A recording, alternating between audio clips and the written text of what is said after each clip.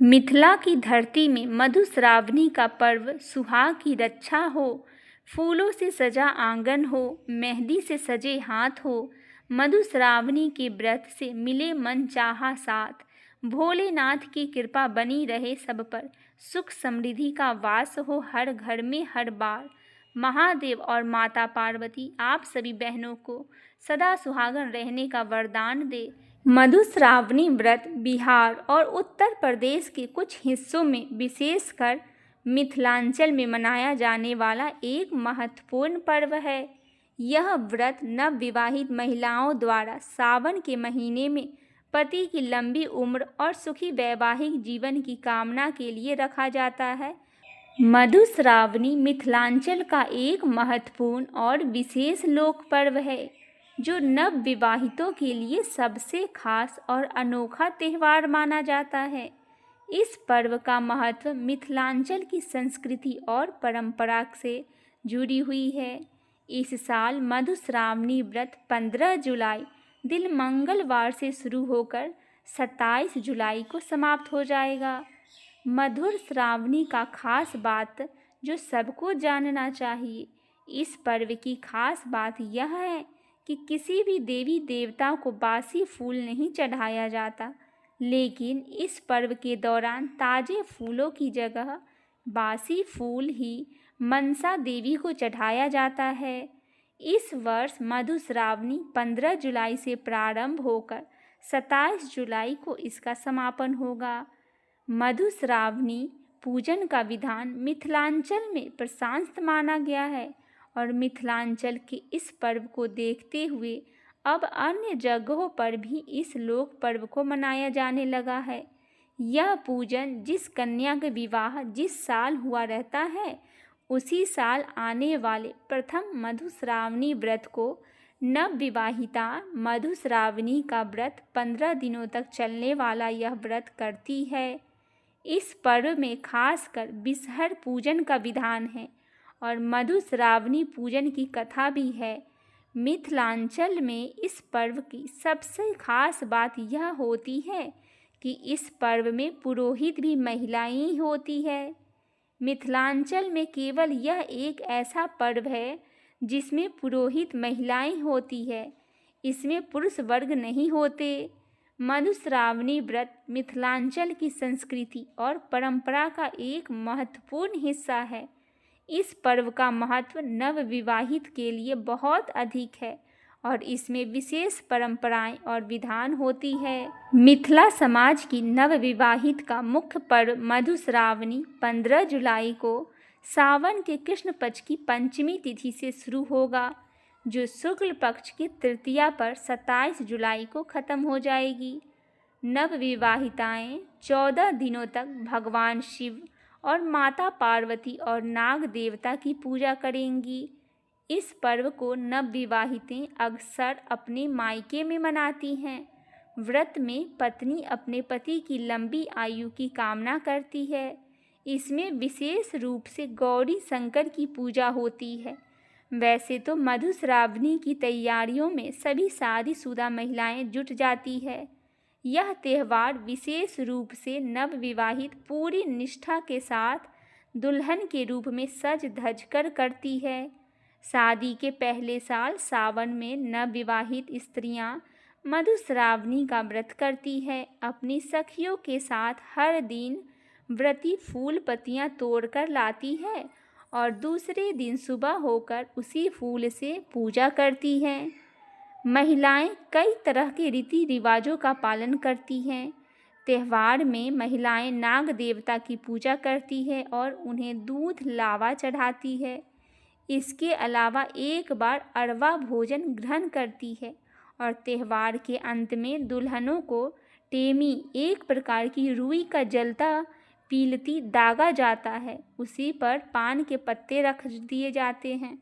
त्यौहार के अंत में दुल्हनों को टेमी, एक प्रकार की रुई का जलता पीलता दागा जाता है और उस पर पान के पत्ते रख दिए जाते हैं। परंपरा के अनुसार नवविवाहितें हरी साड़ियाँ और हरी चूड़ी धारण करती है। कथा कहने वाली महिला शिव पार्वती सहित कई कथाएं अलग अलग अध्याय में सुनाती है। इस व्रत में नव विवाहिते 15 दिनों तक बासी फूल, फल और मिठाई से देवी गौरी, नाग, नागिन और अन्य देवी देवताओं की पूजा करती है।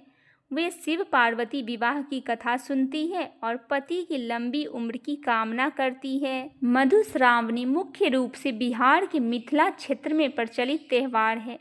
सुहागन स्त्रियां इस व्रत के प्रति गहरी आस्था रखती है। ऐसी मान्यता है कि इस व्रत पूजन से वैवाहिक जीवन में स्नेह और सुहाग बना रहता है। मधुश्रावणी व्रत को लेकर सबसे ज़्यादा उत्साह और उमंग नव विवाहित कन्याओं में देखने को मिलता है। नव विवाहित कन्याएं सावन कृष्ण पंचमी के दिन से सावन शुक्ल तृतीया तक यानी 14 दिनों तक दिन में बस एक समय भोजन करती है। आमतौर पर कन्याएं इन दिनों में मायके में रहती है और साज श्रृंगार के साथ नियमित शाम में फूल चुनती है और डाला को सजाती है। फिर इस डाले के फूल से अगले दिन विषहर यानी नाग वंश की पूजा करती है और महादेव और माता पार्वती की भी पूजा होती है। सावन शुक्ल तृतीया के दिन इस पर्व का समापन मधुश्रावणी के रूप में होता है। इस पूरे पर्व के दौरान 14 दिनों की अलग अलग कथाएं हैं, जिनमें मधुश्रावणी के दिन की रोचक कथा राजा श्रीकर और उनकी बेटी की है। जो आइए सुनते हैं राजा श्रीकर और उनकी बेटी की एक बहुत ही सुंदर मधुश्रावणी व्रत की कथा। राजा श्रीकर के यहाँ कन्या का जन्म हुआ तो राजा ने पंडितों को बुलवाकर उसकी कुंडली देखी। पंडितों ने बताया कि कुंडली में कुछ दोष है, जिससे इन्हें सौतन के तालाब में मिट्टी ढोना पड़ेगा।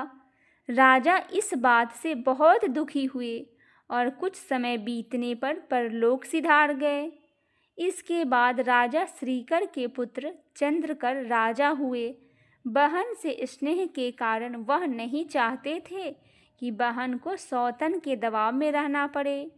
चंद्रकर ने एक घने वन में सुरंग बनवा दिया, जिसमें एक दासी के साथ राजकुमारी के रहने की व्यवस्था करवा दी, ताकि किसी पुरुष से इनकी मुलाकात न हो। लेकिन भाग्य का तो कुछ और ही मंजूर था। एक दिन सुवर्ण नाम के राजा उस वन में आए और शिकार खेलते हुए उस सुरंग के पास आ गए। राजा को प्यास भी खूब लगी थी, इसीलिए वन में पानी की तलाश में थे। अचानक राजा की नज़र चींटियों पर गई, जो मुंह में चावल का दाना लिए कतार में चल रही थी। राजा ने चींटियों का पीछा करना शुरू किया तो एक सुरंग के अंदर पहुंच गया। यहाँ राजकुमारी सी राजा सुवर्ण की मुलाकात हुई और दोनों ने विवाह कर लिया। कुछ समय तक दोनों सुरंग में ही थे। राजा को कुछ दिनों बाद राज्य की याद सताने लगी तो उन्होंने राजकुमारी से जाने की आज्ञा मांगी। राजकुमारी ने कहा कि सावन मास के शुक्ल पक्ष की तृतीया तिथि को मधुश्रावणी का पर्व होता है। उस दिन नव विवाहित कन्याएं ससुराल से आया हुआ अन्न खाती है और ससुराल से आए हुए वस्त्र ही धारण करती है। इसलिए मधुश्रावणी से पहले इन सब चीज़ को आप भेज दीजिएगा। राजा ने इस बात को स्वीकार कर लिया और जल्दी ही साथ ले जाने का वादा करते हुए अपनी राजधानी को लौट गए। राजा ने नगर के प्रमुख वस्त्र बनाने वाले को बुलवाया और सुंदर सी चुनरी बनाने का आदेश दिया। यह बात राजा की पहली पत्नी को पता चला तो उसने वस्त्र बनाने वाले को सुवर्ण का लालच देकर चुनरी पर छाती, लात और झोटा हाथ लिखने का आदेश दिया। इसका मतलब यह था कि तुम्हारी सौतन तुम्हारी छाती पर लात मारेगी और बाल पकड़कर खींचेगी। वस्त्र बनाने वाले ने चुनरी को ऐसा लपेट कर दिया कि राजा यह समझ नहीं पाया कि इस पर कुछ लिखा भी है। राजा ने समय आने पर चुनरी को एक कौवे को पहुंचाने के लिए दिया। पौराणिक कथाओं में कौवे को भी संदेशवाहक के रूप में बताया गया है।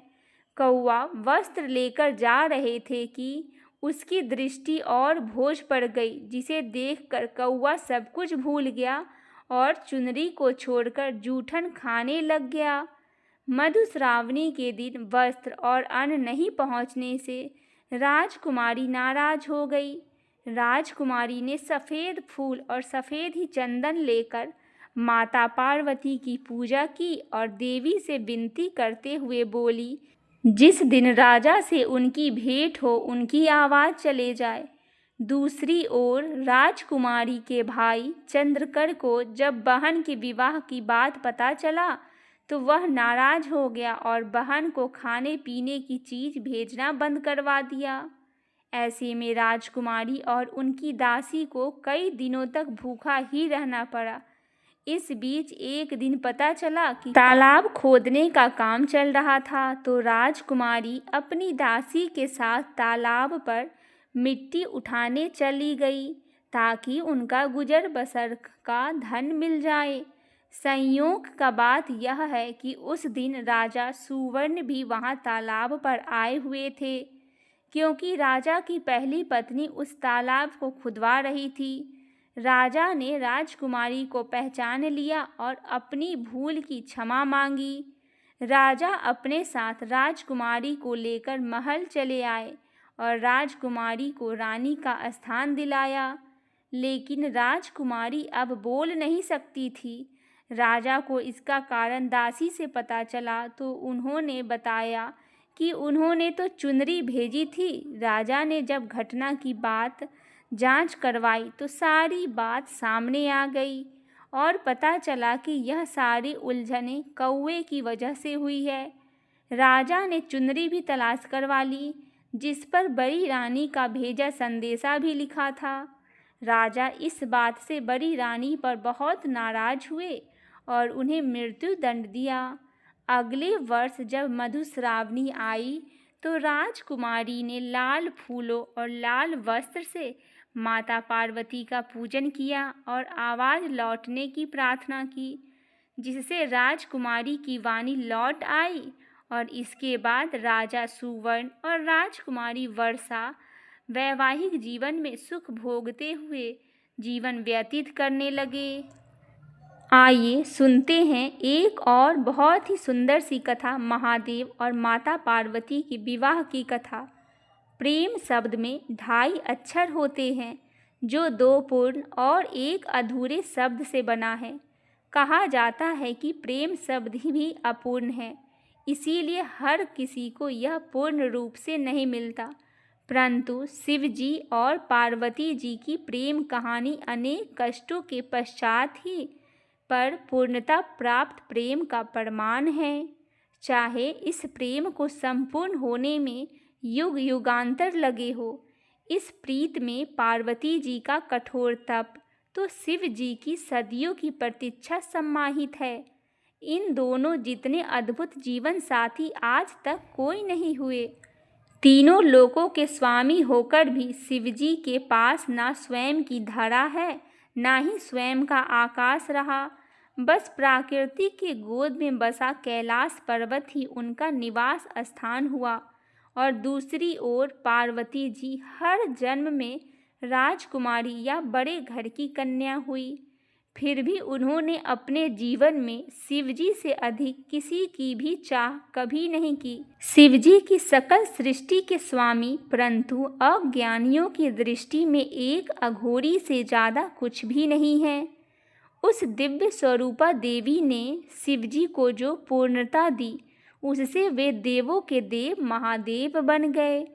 पुराणों में वर्णित है कि पार्वती जी ने शिवजी की अर्धांगिनी बनने के लिए 108 बार जन्म लिया। अंतिम 108वीं बार में वे पार्वती जी बनी। पार्वती जी का स्वरूप से पहले उनका जन्म दक्ष प्रजापति के कन्या के रूप में हुआ। तब उस जन्म में उन्होंने प्रेम से वशीभूत होकर शिव संग प्रेम विवाह किया, परंतु उनके पिता प्रजापति की इच्छा रही थी कि सती विष्णु जी का वरण करे ताकि वे सब प्रकार के वैभवों से युक्त होकर प्रसन्न रहे। पर सती तैयार न हुई, बल्कि उन्होंने घोषणा कर दी कि मेरा वास्तविक सुख तो महादेव में निहित है। सती रूप में शिव जी की भक्ति और दृढ़ता से उन्हें पति के रूप में पाया। इस बात से दक्ष प्रजापति शिव जी के विरोधी बन गए और अपना सबसे बड़ा शत्रु अपने में जमाता अर्थात शिव जी को मान लिया। शिव जी को तुच्छ दर्शाने के लिए दक्ष ने एक महायज्ञ का आयोजन किया, जिसमें सभी देवी देवता, यक्ष, किन्नर, साधु, संत, ऋषि, मुनि को बुलाया गया। बस स्वयं की पुत्री और जमाता को छोड़कर इस यज्ञ में जाने हेतु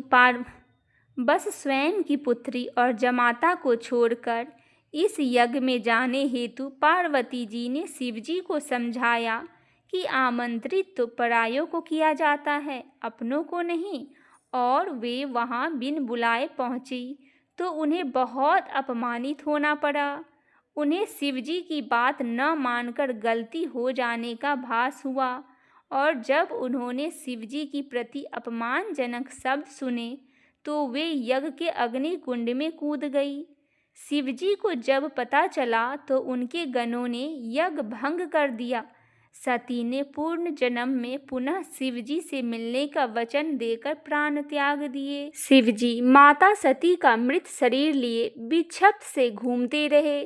तब विष्णु जी ने सुदर्शन चक्र से 51 भागों में सती का तन काट दिया, जो आज भी 51 शक्तिपीठ के रूप में स्थापित है। वर्षों वर्ष शिवजी का वियोग कम नहीं हुआ, बल्कि बढ़ता ही गया। वे संसार से विरक्त हो गए। इधर सती ने वादा निभाते हुए पर्वतराज हिमवान और रानी मैना के घर पुत्री के रूप में पूर्व जन्म लिया। पर्वतराज की पुत्री होने के कारण उन्हें पार्वती नाम मिला। नारद जी ने किशोरी पार्वती जी को जीवन साथी के रूप में शिवजी को पाने के लिए तपस्या का मार्ग बता दिया। तब पार्वती जी ने अपनी सखी को हृदय की बात बताई तो उनकी सखी उन्हें घोर जंगल में लेकर गई, जहां पार्वती जी अन्न जल का परित्याग करके विभिन्न कठोर से कठोर तप शस्त्र वर्षों तक किए। तब शिवजी ने सप्त ऋषियों को पार्वती जी को समझाने के लिए भेजा।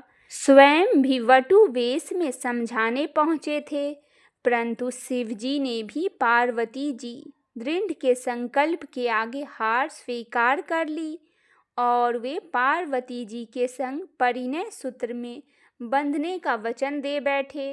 इस वचन को शिवजी ने फाल्गुन मास कृष्ण पक्ष के चतुर्दशी अर्थात शिवरात्रि पर पूर्ण किया।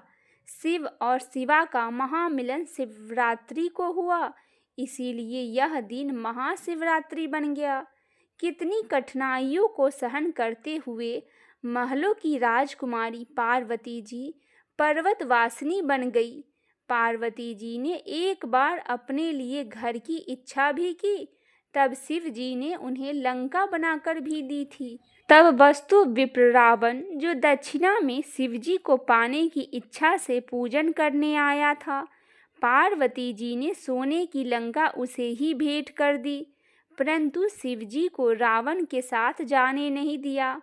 पार्वती जी ने किसी भी जन्म में भोले भंडारी के प्रेम के अतिरिक्त कोई धन वैभव नहीं चाहा, बल्कि जीवन की हर परिस्थिति में शिवजी के साथ सूर्य की किरण, पुष्प में सुगंध तो शरीर के संग प्राण बनकर निभाया। वहीं शिवजी ने भी तो हर जन्म में पार्वती जी की प्रतीक्षा की। शिवजी जो गले में मुंडमाला पहनते हैं, वो पार्वती के हर एक जन्म का ही तो प्रतीक है, जिसे वे हृदय से लगाए रखते हैं। वास्तव में पार्वती जी अनेक कठिनाइयों सही, तो शिवजी ने भी अथाह वियोग सहा। जिसे सभी कुछ सरलता से प्राप्त हो जाए, उनका जीवन कभी पूजनीय नहीं बनता। अंततः दोनों ने संपूर्ण प्रेम की परिभाषा गढ़ दी। आज के युगों में जहाँ प्रेम के प्रीत के मायने बदल गए हैं, जहाँ प्यार का स्थान अर्थ भोग विलास ने ले लिया है, वहाँ शिव और शिवा का निश्चल निस्वार्थ अडिग प्रेम सभी के लिए प्रेरणादायी है। तभी तो आज भी भक्तगण सदियों सदियों बाद भी इस संपूर्ण हुए प्रेम के दिवस को याद करते हैं और महादेव और माँ पार्वती की संग पूजा करते हैं और माता पार्वती से अपने सुहाग की लंबी आयु की कामना करती है। बोलिए महादेव संग माता पार्वती की जय हो।